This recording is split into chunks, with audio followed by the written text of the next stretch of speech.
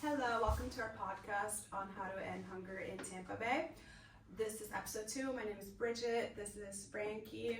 This is Megan, Jamie, and Huey. So previously we talked about how hunger is a real issue that affects everybody and especially the community in Tampa Bay. Today we're going to specifically talk about how it affects our community and how in Tampa Bay there are a lot of people, especially teens, who are willing to do anything it takes to afford a meal.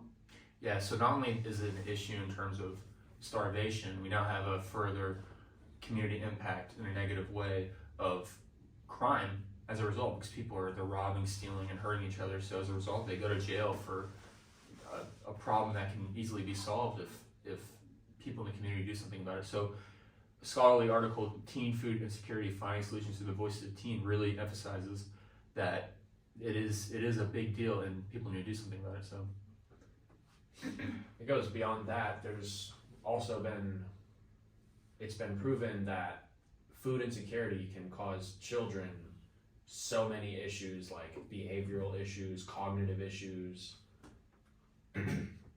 social issues. It's all around. It affects them mentally in pretty much every category that it can. Yeah, we can kind of see it kind of kind of around us. Like, I know that there's in the Tampa area, or just around USF by itself. I mean, you go down to the Wawa, I think it's on Fletcher, and then always at night you always see people that are coming by. They're asking for food because they can't afford it or anything. And I mean, it's a little bit of a different topic kind of, but it goes back to what Frankie said about food insecurity. Just you think about children, if they don't have the nutrition, it's hard for them to focus, which means it's harder for them to be able to do well in school, which can set them up for failure towards later on in their life, and it kind of just goes down a big giant downward spiral from there. Yeah, for sure. I mean, just because the Tampa area, especially around USF, college students in general just don't really have a good track record of feeding themselves properly, because it's the first time on their own. So there's that as well.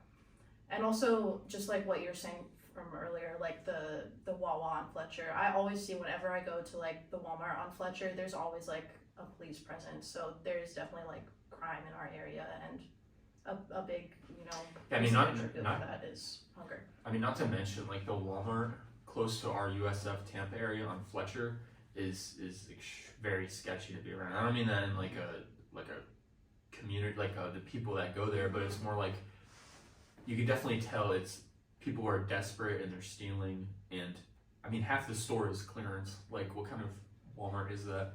And furthermore, they always check the receipts, and used to be, when I first got here 2 years ago, they used to have tents in the store, and that was, well, not in the store, but on that parking lot. And that's just a crazy. Yeah, that's crazy. And it would be just whenever I go there, I literally I always see police cars outside there. There's never sometimes been you see the stealing people in the same spot too.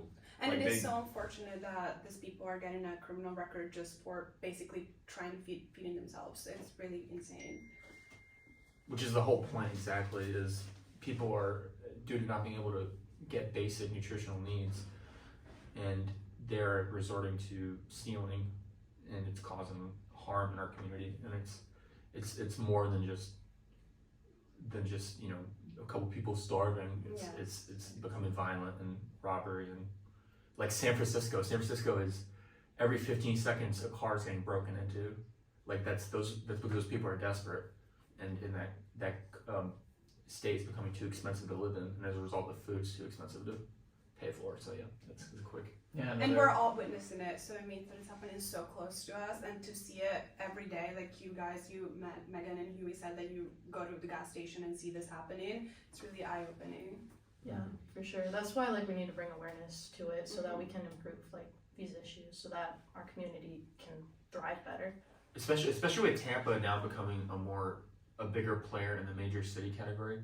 Because before, Tampa was, it's a city, but it's becoming a major city, and we really don't want it to become It kind of yeah. feels like the more it grows, the more the issue grows with it. Exactly. Like we would prefer it to grow in a positive way and people to gain awareness and fix the issue before it becomes another major city with huge crime issues due to financial things. So Yeah, I mean, not only that, but like you got to take into account the other metro areas of the Tampa Bay region itself, St. Petersburg, Clearwater. You get to a Rays game in St. Pete, and you see a lot of people who are like just walking around the stadium, like waiting, like asking people for any spare like food or money that they can use to be able to feed themselves and their families.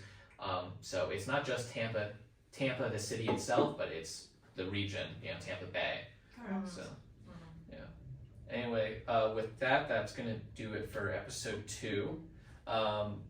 Next episode, we should be discussing about food waste and how it ties into this issue and how it could be also the solution if it's properly Done handled. properly.